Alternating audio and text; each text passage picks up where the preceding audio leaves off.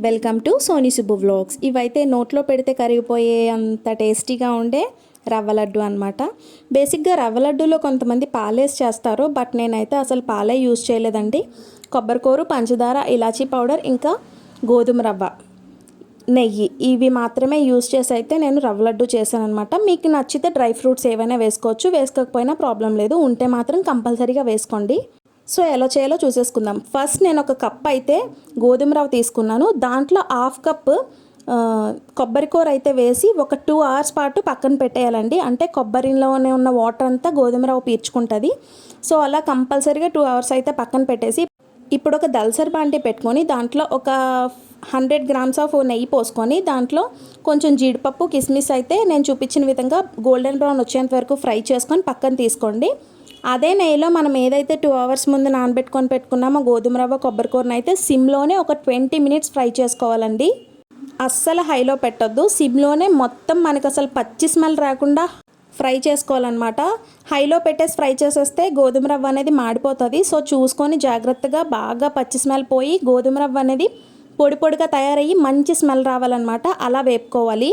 ఇప్పుడు ఇంకో బాండి పెట్టుకొని దాంట్లోని 3/4 కప్పు పంచదార అయితే వేసి తీగపాకం వచ్చేదాకా మరిగించుకోవాలండి. మనం ఇప్పుడు ఇలా చేతులతో ఇలా పట్టుకొని చూస్తే తీగపాకం వస్తుంది కదా, అలా తీగపాకం వచ్చేంత వరకు మరిగించుకొని దాంట్లో కొంచెం ఇలాచీ పొడి వేసి స్టవ్ ఆఫ్ చేసేసుకొని పక్కన పెట్టుకొని ఇప్పుడు ఏదైతే మనం గోధుమ రవ్వ ఇంకా కొబ్బరికూర ఫ్రై చేసుకున్నామో దాన్ని అయితే తీసుకొచ్చి ఈ పంచదార పాకంలో వేసేసి బాగా కలపాలన్నమాట. బాగా కలిపిన తర్వాత మనం ఏదైతే ఫ్రై చేసి పక్కన పెట్టుకున్నామో డ్రై ఫ్రూట్స్ కూడా వేసి కొంచెం అటు ఇటు కలిపి చల్లారించుకోవాలండి. అదంతా మనకి బాగా చల్లారిపోయిన తర్వాత కన్సిస్టెన్సీ అనేది కొంచెం గట్టి పడుతుంది అనమాట. అంటే పాకమంతా రవ్వ పీల్చుకొని మనకి సాఫ్ట్ అయ్యి కొంచెం గట్టి పడుతుంది. అలా కొంచెం గట్టిపడి గోరువెచ్చగా ఉన్నప్పుడే ఉండలు చుట్టుకొని పక్కన పెట్టుకుంటే ఇలాగా కంపల్సరీగా ఫ్రిడ్జ్లో పెట్టుకుంటే ఒక 10 days వరకు నిల్వ ఉంటాయి. లేదు బయటను పెట్టుకుంటే ఒక 5-6 days వరకు నిల్వ ఉంటాయండి. చాలా బాగుంటాయి, నోట్లో పెట్టుకుంటే కరిగిపోతాయి అన్నమాట. చూపించాను కదా ఉండలు ఎలా ఎంత కరెక్ట్గా ఎంత పర్ఫెక్ట్గా ఉన్నాయో.